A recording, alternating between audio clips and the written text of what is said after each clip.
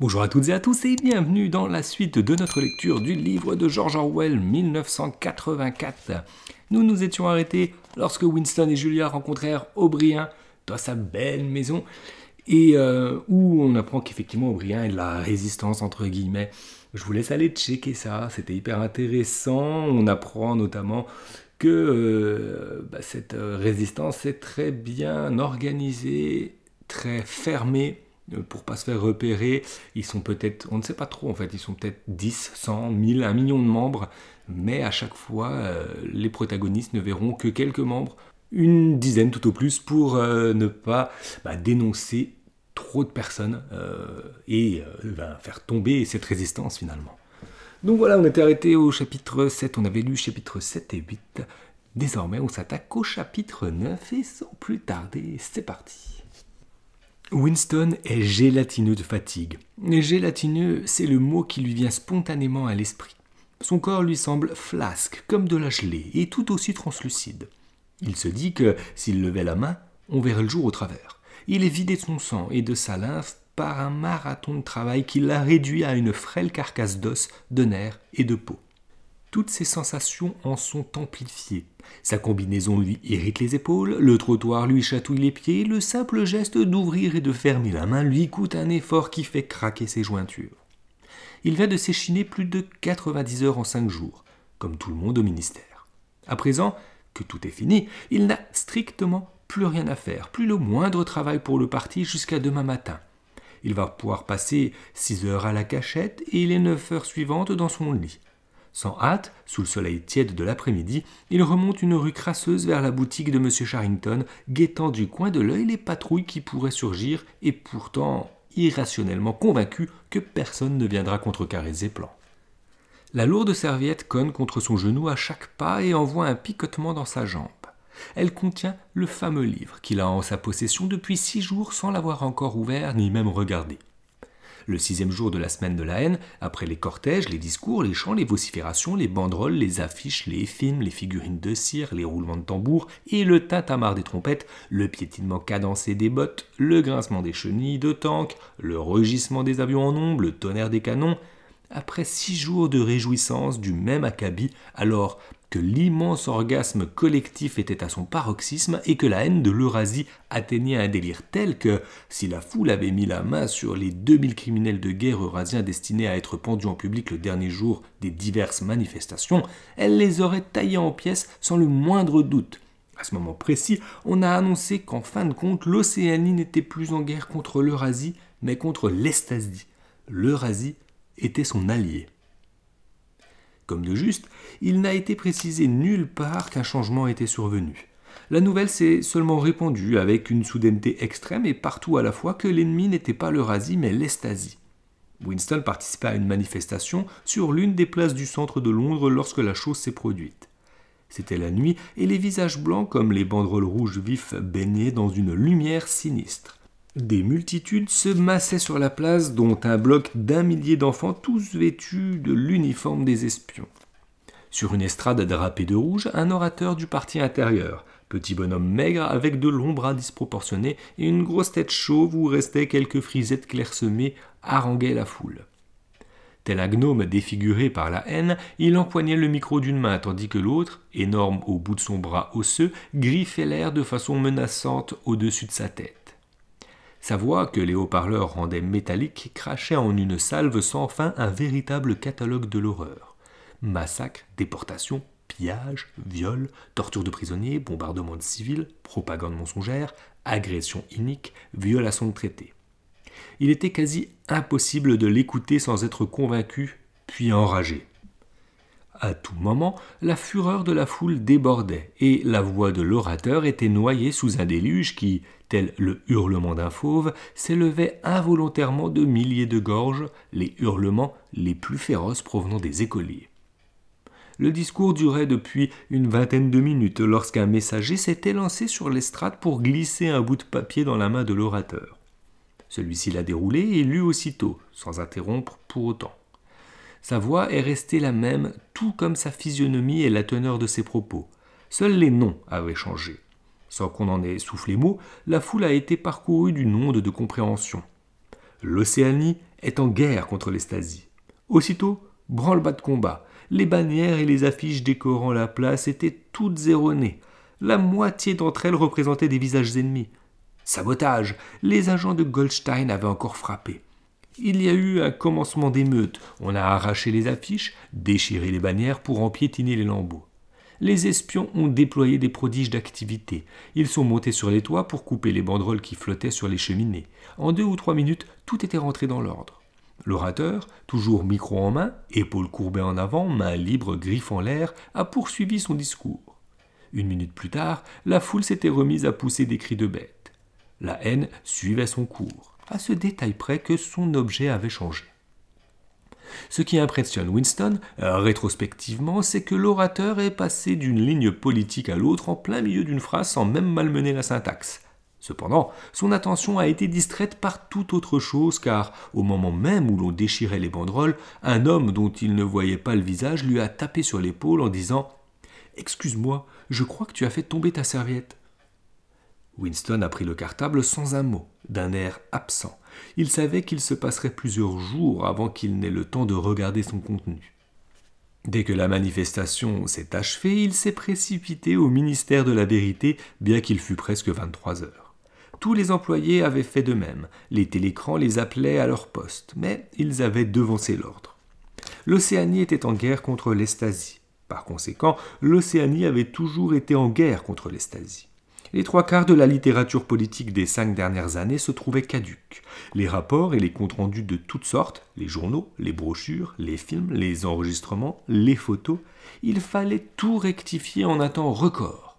Pas besoin de publier des directives, on savait que les chefs de service étaient décidés à ce que, en l'espace d'1 semaine, aucune allusion à la guerre contre l'Eurasie ni à l'alliance avec les Stasi ne subsiste où que ce soit. La tâche était écrasante, d'autant que les procédures qu'elle impliquait ne pouvaient être appelées par leur nom. Aux archives, tout le monde a travaillé 18 heures sur 24 en volant 2 plages de 3 heures de sommeil. On a monté des matelas depuis les caves et on les a placés le long des couloirs. Les repas se sont résumés à des sandwichs et du café de la Victoire acheminé sur des chariots par les agents de la cantine. Chaque fois que Winston allait dormir un moment, il s'efforçait de laisser son bureau à jour de travail et, chaque fois qu'il y retournait, sur les rotules, courbaturés et paupières collées, un nouveau déluge de cylindres en papier couvrait le bureau comme une averse de neige, ensevelissant le parler-écrire et débordant jusqu'à la porte, si bien qu'il lui fallait les empiler avec soin pour avoir la place de travail. Le plus pénible, c'est qu'il ne s'agissait nullement d'un travail mécanique. Souvent, il consistait seulement à remplacer un nom par un autre, mais tout rapport détaillé d'événements exigeait du soin et de l'imagination, et il fallait des connaissances géographiques étendues pour transférer la guerre d'une partie du monde à l'autre. Le 3e jour, ses yeux le faisaient atrocement souffrir et il était obligé d'essuyer ses lunettes toutes les 5 minutes. Il avait l'impression de batailler contre une tâche physique écrasante, une tâche qu'on serait en droit de refuser et qu'on serait pourtant pathologiquement attaché à accomplir. Autant qu'il s'en souvienne, il n'était pas troublé par le fait que chaque mot qu'il murmurait dans le parler-écrire, chaque lettre tracée par son stylo, était un mensonge. Il était tout aussi désireux que chacun de ses collègues de produire des faux irréprochables. Le matin du 6e jour, le flux de cylindres a ralenti.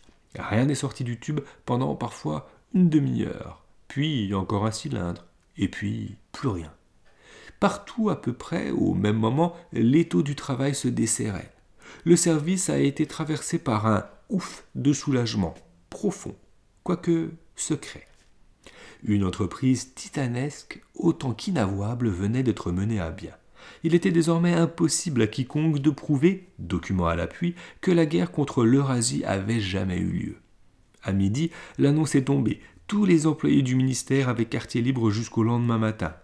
Winston, qui transportait toujours la serviette contenant le livre, il la coinçait entre ses pieds quand il travaillait et dormait dessus quand il allait faire un somme, est rentré chez lui, s'est rasé et a failli s'endormir dans son bain, pourtant tout juste tiède.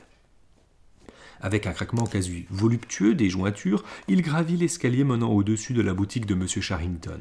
Il est fatigué, mais il n'a plus sommeil. Il ouvre la fenêtre, allume le petit réchaud encrassé et pose une casserole d'eau dessus pour le café. Julia va arriver d'un instant à l'autre. En attendant, il y a le livre. Il s'assied dans le fauteuil crasseux et défait les courroies de sa sacoche. Un gros volume noir, reliure maison, pas de nom sur la couverture, pas de titre. L'impression elle-même paraît un peu irrégulière, les feuillets s'éliment, se détachent tout seuls comme si le livre était passé entre d'innombrables mains. Sur la page de titre, on peut lire « Théorie et pratique du collectivisme oligarchique » par Emmanuel Goldstein. Winston commence à lire. Chapitre 1. Ignorance est puissance. Depuis le commencement des temps historiques, et sans doute depuis le néolithique, il y a 3 catégories de gens dans le monde. Ceux d'en haut, ceux du milieu et ceux d'en bas. On les a subdivisés de maintes façons, on leur a donné d'innombrables noms, et leur protection ainsi que leur attitude, les uns envers les autres, ont changé au fil des époques, mais la structure fondamentale de la société n'a pas bougé. Malgré des soulèvements considérables et des mutations irréversibles en apparence, le même schéma s'est toujours réaffirmé, tel un gyroscope qui revient à l'équilibre si loin qu'on l'ait poussé dans un sens ou dans l'autre. Les objectifs de ces 3 groupes sont rigoureusement inconciliables. Winston s'interrompt, surtout pour savourer ce luxe, lire dans le confort et en toute sécurité. Il est seul, pas de télécran, pas d'oreille collée à la serrure. Nul besoin de regarder par-dessus son épaule ou de masquer la page avec sa main par pur réflexe d'anxiété. La brise d'été lui caresse le visage. Des cris d'enfants lui parviennent étouffés par la distance. Dans la chambre, pas le moindre bruit, sinon la voix d'insecte de la pendule. Il s'enfonce dans le fauteuil et pose les pieds sur le garde-feu. Béatitude, éternité. Tout à coup, comme on le fait quand on sait qu'on va lire et relire un livre à la virgule près, il l'ouvre plus loin et se trouve au chapitre 3. Il poursuit. Chapitre 3. Guerre et paix. La division du monde en 3 super-États était prévisible et d'ailleurs prévue dès avant le milieu du XXe siècle. Avec l'absorption de l'Europe par la Russie et de l'Empire britannique par les USA, 2 sur 3 d'entre eux, à savoir l'Eurasie et l'Océanie, étaient déjà constitués. 10 ans plus tard seulement, à l'issue de combats indécis, le 3e, l'Estasie, voyait le jour. Les frontières entre ces 3 superpuissances sont parfois arbitraires. Elles peuvent aussi fluctuer au gré des fortunes de la guerre, mais le plus souvent, elles épousent les frontières naturelles. L'Eurasie s'étend du Portugal au détroit de Bering, comprenant toute l'Europe du Nord et la plus grande part de l'Asie. L'Océanie comprend les Amériques, les îles Atlantiques, dont les îles Britanniques, l'Australasie et la partie du sud de l'Afrique. L'Estasie, plus petite et pourvue d'une frontière occidentale moins définie, comprend la Chine et les pays au sud de la Chine, l'archipel du Japon, ainsi qu'une portion importante mais fluctuante de la Mandchourie, de la Mongolie et du Tibet. Quels que soient les glissements d'alliance, ces 3 superpuissances sont en guerre permanente, les unes contre les autres, et ce depuis 25 ans. Mais de nos jours, la guerre n'est plus cette lutte à mort qui caractérisait les premières décennies du XXe siècle. Les objectifs en sont limités. Les belligérants, n'étant pas en mesure de s'anéantir les uns et les autres, n'ayant pas d'enjeu matériel à leur affrontement, ni de véritables différences idéologiques. Il ne faudrait pas en déduire que la gestion de la guerre ou l'idée qu'on s'en fait soit devenue plus chevaleresque et moins sanguinaire. Tout au contraire, il règne dans tous les pays une hystérie guerrière continue et partagée. Viols, rapines, massacres d'enfants, réduction de populations entières en esclavage, représailles contre les prisonniers, parfois bouillis ou enterrés vifs, ces exactions sont considérées comme normales, voire méritoires quand elles sont commises par son propre camp. Pour autant, la guerre ne concerne qu'un petit nombre de gens, essentiellement des experts hyper entraînés, et elle fait relativement peu de victimes. Quand combat il se déroule sur de vagues frontières que l'individu moyen se représente à peine ou autour des forteresses flottantes qui défendent des positions stratégiques sur les couloirs maritimes. Dans les centres de la civilisation, la guerre se traduit surtout par des restrictions continuelles sur les produits de consommation et par des bombardements sporadiques qui font quelques dizaines de morts. La guerre a changé de nature, ou plutôt, les raisons de l'affaire n'obéissent plus aux mêmes priorités. Les ressorts, déjà présents mais mineurs des grandes guerres du début du XXe siècle, sont devenus prépondérants. Ils sont assumés et déterminent les opérations. Pour saisir la nature de la guerre actuelle, car, en dépit des changements d'alliance au fil des ans, il s'agit d'une seule et même guerre. Il faut tout d'abord comprendre qu'elle ne saurait être décisive. Aucune des trois superpuissances ne peut être conquise de manière définitive, quand bien même les deux autres feraient bloc contre elle. Leurs forces sont trop égales, et leur défense naturelle trop dissuasive. L'Eurasie est protégée par l'immensité de son territoire, l'Océanie par la largeur de l'Atlantique et du Pacifique, et l'Estasie par la fécondité de ses habitants ainsi que leur acharnement au travail. D'autre part, il n'y a plus d'enjeu matériel à la lutte. Avec l'établissement d'économies autosuffisantes, où production et consommation sont en phase, il n'y a plus lieu de se battre pour décrocher des marchés, enjeu majeur des guerres précédentes, et la compétition pour les matières premières n'est plus vitale. De toute façon, chacune des trois superpuissances est si vaste qu'elle trouve à l'intérieur de ses frontières toutes les ressources nécessaires. Si l'on peut dire que la guerre a un objectif économique direct, c'est celui de la main-d'œuvre. Entre les frontières des superpuissances, sans qu'une seule réussisse jamais à s'en emparer, se trouve un quadrilatère grossièrement défini par Tanger, Brazzaville, Darwin et Hong Kong, sur lequel vit près d'un cinquième de la population mondiale. C'est pour ces régions densément peuplées et pour la calotte arctique que les trois puissances se livrent une guerre permanente. En pratique, aucune des trois ne parvient jamais à contrôler la totalité de cet espace convoité. Des pans entiers changent de main à longueur de temps, et la perpétuelle renégociation des alliances ne vise qu'à s'emparer de tel ou tel fragment par traîtrise. Tous les territoires disputés possèdent des ressources minières et produisent certains végétaux d'une importance stratégique, comme le caoutchouc, qu'il faut obtenir par synthèse sous des climats plus froids. Mais surtout, ils recèlent d'inépuisables réserves de main-d'œuvre bon marché. La puissance qui contrôle l'Afrique équatoriale, les pays du Moyen-Orient, l'Inde du Sud ou encore l'archipel indonésien dispose de facto du corps de dizaines, voire de centaines de millions de coulis durs au travail et mal payés. Les habitants de ces régions, plus ou moins ouvertement réduits au statut d'esclaves, passent continuellement d'un conquérant à l'autre et alimentent, au même titre que le charbon ou le pétrole, la course aux armements, laquelle a pour objectif d'accaparer davantage de territoire, de contrôler davantage de main-d'œuvre, de produire plus d'armements pour accaparer davantage de territoire, et ainsi de suite. Il faut noter que la zone des combats excède rarement les limites des territoires disputés. Les frontières de l'Eurasie fluctuent entre le bassin du Congo et la rive nord de la Méditerranée. Les îles de l'océan Indien et du Pacifique passent sans cesse de la domination de l'Océanie à celle de l'Estasie. En Mongolie, la ligne de partage entre l'Eurasie et l'Estasie n'est jamais stable. Autour du pôle, les trois puissances revendiquent des territoires immenses qui sont pourtant largement inhabités et inexplorés. Mais l'équilibre du pouvoir demeure à peu près réparti entre les super-États, et le cœur de leur territoire reste inviolé. En outre, la main-d'œuvre des populations équatoriales n'est pas réellement indispensable à l'économie mondiale.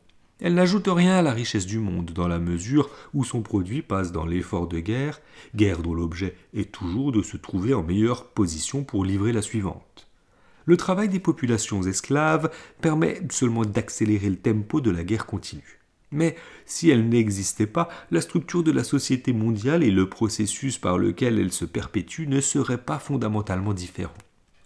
Le but primordial de la guerre moderne, à la fois reconnu et ignoré par les cerveaux directeurs du parti intérieur adeptes du double pensée, est de consommer les produits industriels sans faire monter le niveau de vie général. Depuis la fin du XIXe siècle, le problème posé par le surplus des biens de consommation est latent dans la société industrielle. Aujourd'hui alors que peu d'êtres humains mangent à leur faim, ce problème n'est pas de première urgence, et même si l'on n'avait pas mis en œuvre des processus de destructions artificielles, il n'est pas certain qu'il se serait posé. Le monde est dans un état de dénuement, de délabrement et de disette par rapport à celui d'avant 1914, et bien plus encore par rapport à l'avenir imaginaire que les gens de cette époque attendaient avec ferveur. Au début du XXe siècle, en effet, la vision d'une société future immensément riche, société des loisirs, de l'ordre et de l'efficacité, ce serait un univers aseptisé et étincelant, tout de verre, d'acier et de béton blanc comme neige, était inscrite dans la conscience de presque toute personne tant soit peu instruite. La science et la technologie se développaient à une vitesse prodigieuse, et on présumait tout naturellement qu'elles continueraient. Il n'en a rien été, en partie à cause de l'appauvrissement causé par une série de guerres et de révolutions, et en partie aussi parce que le progrès scientifique et technique relève d'un mode de pensée empirique qui n'a pas droit de citer dans une société strictement enrégimentée. Dans l'ensemble, le monde est plus primitif aujourd'hui qu'il y a 50 ans. Certaines zones ont comblé leur retard, quelques innovations sont survenues, toujours liées à l'art de la guerre et à l'espionnage, mais l'expérimentation et l'invention ont périclité et les ravages de la guerre atomique des années 50 n'ont jamais été totalement réparés. Néanmoins, les dangers inhérents à la mécanisation sont toujours présents. Dès l'instant où la machine est apparue, il a été clair pour tous ceux qui réfléchissaient que le besoin de main-d'œuvre et par conséquent les inégalités étaient voués à disparaître. Si la machine était mise au service de ce but, la faim, la pénibilité du travail, le manque d'hygiène, l'analphabétisme et la maladie pourraient être éradiqués en quelques générations. Et de fait, sans qu'elle serve cet objectif, mais par un processus automatique, c'est-à-dire en reproduisant la richesse qu'il devenait impossible de ne pas redistribuer, la machine a bel et bien élevé le niveau de vie de l'homme moyen dans des proportions considérables sur une période de 50 ans entre la fin du XIXe siècle et le début du XXe. Mais il est apparu tout aussi clairement qu'une augmentation universelle de la richesse menaçait de destruction, représentait en elle-même la destruction d'une société hiérarchisée. Dans un monde où chacun travaillerait peu, mangerait à sa faim, habiterait une maison avec salle de bain et réfrigérateur, posséderait une voiture, voire un avion, la forme d'inégalité la plus flagrante, ou même la plus importante, disparaîtrait. La richesse, devenue générale, ne conférerait plus de distinction. Il était certes possible d'imaginer une société où la richesse, c'est-à-dire les biens personnels et le luxe, seraient également répartis, mais où le pouvoir resterait aux mains d'une caste privilégiée. Sauf qu'en pratique, cette société-là ne pourrait demeurer stable bien longtemps, car si tous jouissent de loisirs et de sécurité, les masses ordinairement abruties par la pauvreté vont s'instruire et se mettre à penser, en conséquence de quoi elles finiront par s'apercevoir que la minorité privilégiée ne sert à rien, et elles la balayeront. À terme, une société hiérarchisée doit s'appuyer sur la pauvreté et l'ignorance pour être viable. Le retour à un passé agricole, rêvé par certains penseurs du début du XXe siècle, ne représentait pas davantage une solution viable, car elle serait allée à l'encontre de la tendance à la mécanisation devenue instinctive dans le monde entier ou presque. Qui plus est, tout pays en retard sur le plan industriel deviendrait militairement vulnérable et tomberait sous la coupe, directe ou indirecte, de ses rivaux plus avancés.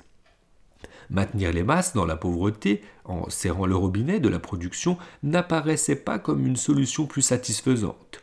C'est ce qui s'est produit sur une grande échelle entre les années 1920 et 1940, durant la phase finale du capitalisme. On a laissé stagner l'économie de nombreux pays, cessé de cultiver la terre et d'investir dans les équipements. De vastes pans de la population ont été empêchés de travailler et ont dû vivoter grâce à la charité de l'État.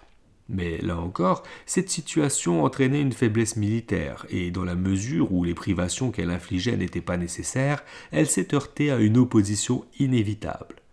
Comment faire tourner les rouages de l'industrie sans accroître la richesse mondiale? Telle était la question.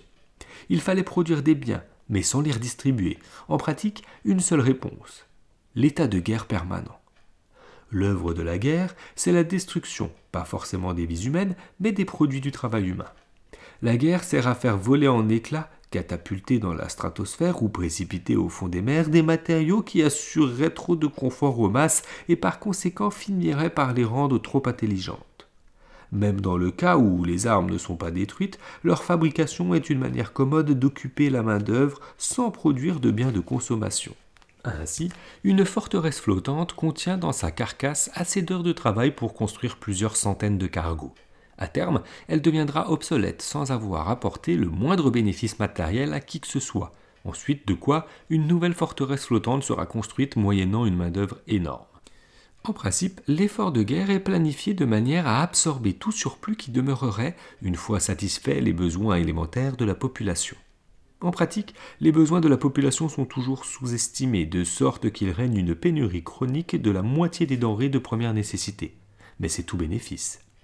La politique délibérée consiste à maintenir les groupes favorisés eux-mêmes à la limite de la rigueur dans la mesure où une situation générale de rareté des biens accroît l'importance des menus privilèges et du même coup creuse l'écart entre un groupe et un autre. Selon les critères du début du XXe siècle, même un membre du parti intérieur mène une vie austère et laborieuse. Néanmoins, les quelques luxes dont il jouit, grand appartement bien équipé, vêtements, alimentation, alcool et tabac de meilleure qualité, 2 ou 3 domestiques, voitures ou hélicoptères personnels, le placent dans un tout autre monde qu'un membre du parti extérieur, et il en va de même pour celui-ci par rapport aux masses écrasées qu'on appelle les prolos. La société vit dans une forme d'état de siège, où posséder un morceau de viande de cheval fait toute la différence entre la richesse et la pauvreté. En même temps, la conscience d'être en guerre et donc en danger permet de faire passer pour naturelle la concentration des pouvoirs sur une toute petite caste, présentée comme la condition sine qua non de survie. La guerre, on va le voir, n'opère pas seulement la destruction nécessaire, elle accomplit d'une façon psychologiquement acceptable. En théorie, il serait assez simple d'occuper le surplus de main-d'œuvre mondiale à construire des temples et des pyramides, à creuser des trous pour les combler ensuite, ou même à produire des quantités de biens pour y mettre feu. Mais ces opérations fonderaient alors la société hiérarchisée sur une base exclusivement économique à laquelle manquerait une dimension émotionnelle. Ce qui est visé ici n'est pas le moral des masses dont les dispositions sont négligeables tant qu'elles travaillent avec assiduité, mais le moral du parti lui-même. On s'attend en effet que le plus humble de ses membres soit compétent, industrieux, voire intelligent dans les limites étroites, mais il faut aussi trouver en lui un fanatique crédule et ignorant dont les affects dominants soient la peur, la haine et le triomphe orgiaque. En d'autres termes, il faut qu'il ait une mentalité appropriée à l'état de guerre. Peu importe que la guerre ait effectivement lieu et sachant que la victoire décisive est impossible, peu importe qu'elle tourne à l'avantage ou au désavantage de son camp.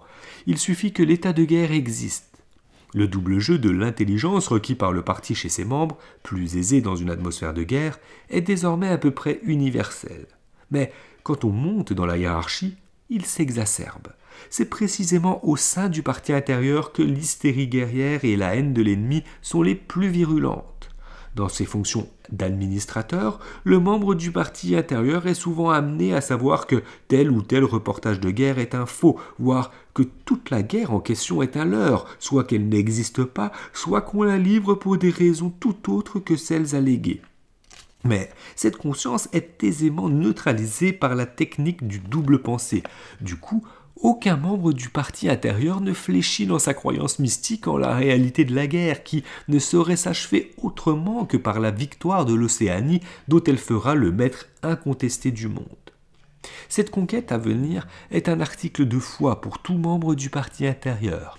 Elle se fera par l'acquisition progressive de territoires qui finira par construire une hégémonie écrasante ou encore par la découverte d'une arme nouvelle et imparable. La recherche en matière d'armement se poursuit sans trêve. C'est même l'une des rares activités où l'intelligence créative ou spéculative puisse encore s'exprimer. Aujourd'hui, en Océanie, la science, au sens ancien du terme, n'a quasiment plus droit de citer. Il n'y a pas de mot pour dire science en néo-parlé. Le raisonnement empirique, à l'origine de toutes les réalisations scientifiques, s'oppose aux principes les plus fondamentaux du Sociang. Quant au progrès technologique, il ne voit le jour que lorsque ses productions peuvent, dans une certaine mesure, brider la liberté de l'homme. Dans tous les arts utiles, le monde marque le pas ou régresse. On cultive les champs à la charrue hypotractée, mais on écrit les romans à la machine. Cependant, dans les domaines vitaux, c'est-à-dire la guerre et l'espionnage, l'approche empirique est encore encouragée, ou du moins tolérée. Le parti a 2 objectifs: la conquête de toute la surface de la Terre et l'éradication définitive de toute velléité de pensée autonome. Il doit en conséquence faire face à 2 défis: s'introduire par réfraction dans la tête d'un autre être humain et découvrir ce qui s'y passe, et trouver le moyen de tuer plusieurs centaines de millions de personnes à la fois sans préavis. Si tant est qu'il existe encore une recherche scientifique, tel est son objet. Le savant d'aujourd'hui a donc 2 figures. Soit c'est un hybride entre le psychologue et l'inquisiteur, auquel cas il étudie avec une réelle minutie l'expression du visage, les gestes, le ton de la voix, et il teste les vertus des drogues, des électrochocs, de l'hypnose, voire de la torture pour extorquer la vérité. Soit c'est un scientifique chimiste, physicien ou biologiste, auquel cas il s'intéresse au domaine spécifique de sa discipline relatif à l'extermination.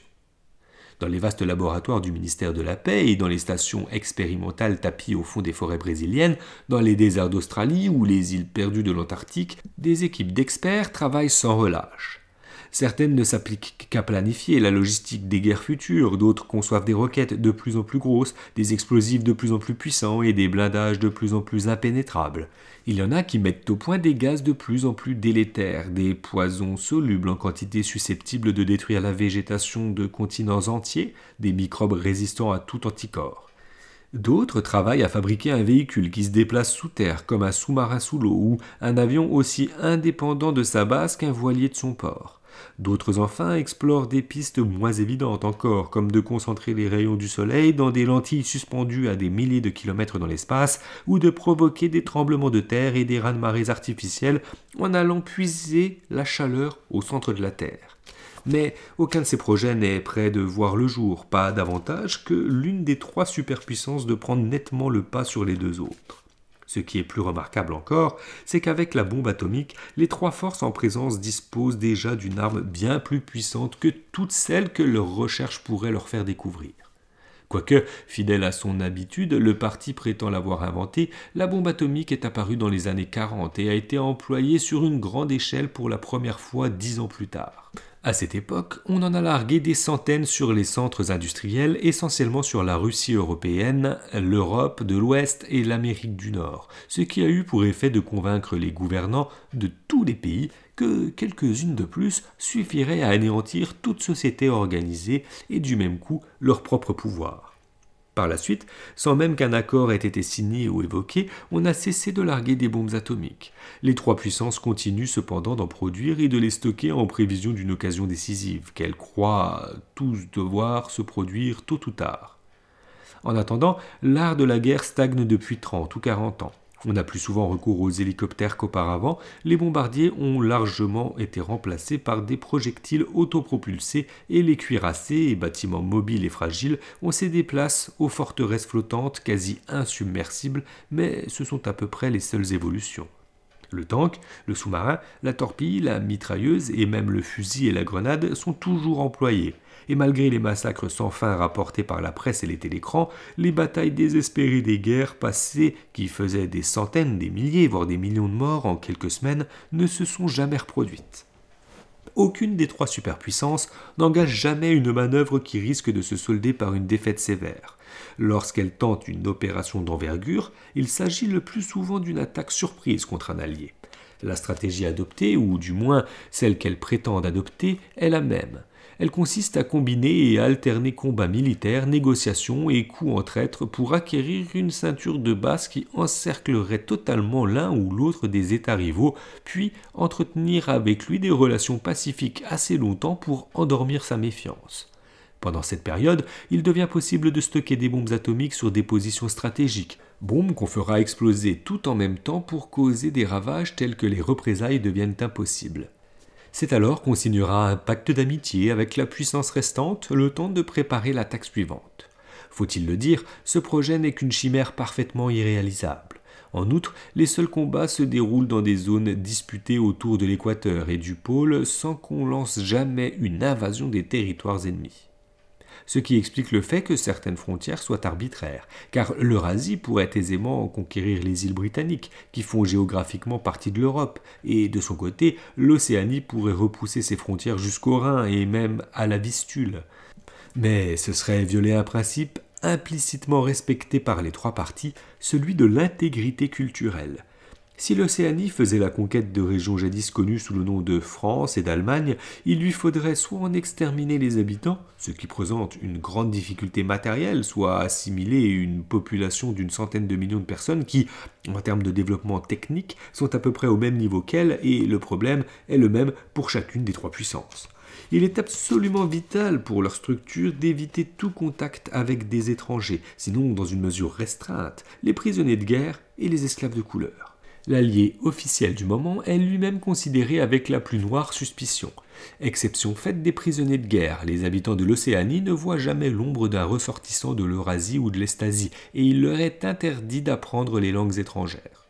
Tout contact avec des étrangers leur révélerait en effet qu'ils sont semblables à eux, et qu'on leur a raconté beaucoup de mensonges à leur sujet.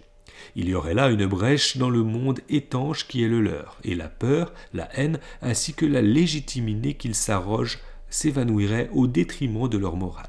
Les trois parties en présence sont donc bien conscientes que la Perse, l'Égypte, Java ou Ceylon pourraient sans inconvénient changer et rechanger de main tant que les frontières qui comptent ne seront jamais violées que par les bombes. Cette attitude cache une réalité dont on ne parle jamais, mais qui sous-tend tacitement les actions, à savoir que les conditions de vie sont analogues dans les trois États. En Océanie, la philosophie qui prévaut s'appelle le Sosyang. En Eurasie, c'est le néo-bolchevisme. Et en Estasie, elle porte un nom chinois qui signifie à peu près culte de la mort, mais dont une traduction plus fine serait plutôt effacement du moi. L'océanien de base n'a pas accès aux axiomes des deux autres philosophies, on lui apprend à voir en elles des régimes barbares exécrables qui insultent la morale et le sens commun. En réalité, les trois philosophies ne se distinguent guère les unes des autres et les systèmes sociaux dont elles constituent l'armature moins encore. Partout l'on retrouve la même structure pyramidale, partout le culte du leader divinisé, la même économie, fondée par et pour la guerre continue. Il s'ensuit que les États non seulement ne peuvent se conquérir mutuellement, mais n'y auraient même pas intérêt. Bien au contraire, c'est en se dressant les uns contre les autres qu'ils se maintiennent d'aplomb, tels trois gerbes de blé. Et là encore, les classes dirigeantes savent ce qu'elles font sans le savoir. Leurs vies sont dédiées à la conquête du monde, mais elles n'ignorent pas que la guerre doit durer indéfiniment sans assurer de victoire. Dans le même temps, le fait qu'il n'y ait pas de danger et de conquête rend possible le déni de réalité qui caractérise le Sosyang et ses rivaux. Il faut ici répéter ce qui a été dit plus haut, à savoir qu'en se pérennisant, la guerre a changé de nature. Par le passé, toute guerre, presque par définition, était vouée à s'achever, en général par une victoire ou une défaite sans équivoque. Par le passé, toujours, la guerre était l'un des facteurs garantissant que les sociétés ne perdaient pas contact avec la réalité matérielle. De tout temps, les gouvernants ont tenté d'imposer une image du monde faussée à leurs partisans, mais ils ne pouvaient pas encourager des illusions qui mettraient en péril l'efficacité militaire. Tant que la défaite était synonyme de perte d'indépendance ou de toute autre issue généralement jugée néfaste, il fallait prendre des précautions sérieuses pour l'éviter. Il était hors de question d'ignorer les contingences matérielles. Pour la philosophie, la religion, l'éthique ou la politique, 2 et 2 peuvent faire 5. Mais dès lors qu'il s'agit de concevoir un fusil ou un avion, il faut bien qu'il fasse 4. Les nations inefficaces ont été conquises tôt ou tard, et la quête de l'efficacité s'accommode mal des illusions. En outre, pour être efficace, il faut savoir tirer les leçons du passé, ce qui présuppose d'en avoir une connaissance assez exacte. Les journaux et les livres d'histoire ont toujours manifesté une certaine subjectivité, certes, mais le type de falsification pratiquée aujourd'hui aurait été impossible alors. La guerre garantissait un minimum de santé mentale et, en ce qui concernait les classes dirigeantes, elle était le rempart le plus sûr. Tant que les guerres se gagnaient et se perdaient, aucune de ces classes ne pouvait être tout à fait irresponsable. Mais quand la guerre devient un processus continu, elle cesse du même coup d'être dangereuse.